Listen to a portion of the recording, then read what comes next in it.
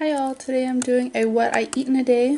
For breakfast I'm having this light and fit Greek yogurt. It's the caramel apple pie flavor. And then I have a half an apple here that I just cut up and I washed. And I'm gonna eat it as like a yogurt, but then I'm also gonna kind of like dip it in there as like a little dip. So that is my breakfast. It's 2 points for the yogurt and 0 points for the apple. So that's my breakfast. I will see y'all for a snack or lunch. Alright y'all, I am back for lunch. I'm having, I made this in a cook with me. It's my cranberry apple chicken salad. I'm having it like with some crackers to dip with it. The salad is 2 points and the crackers are 2 points as well. I had 18 grams. It's these Crunchmaster multi-seed crackers.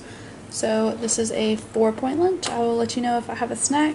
If not, I'll see y'all at dinner.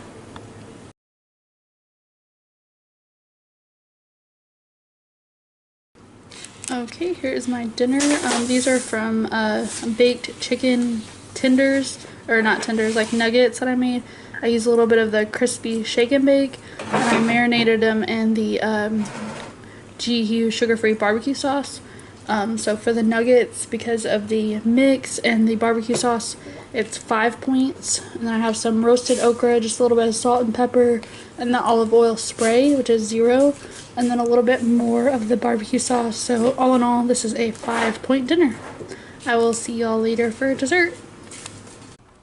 Okay, today's kind of a late night. I'm eating a little bit later than I should, but I just wanted to show y'all because I'm going to be putting my son to bed and everything first before I have my ice cream. But I'm going to go ahead and end the day with some ice cream, just half a cup, which is 2 points.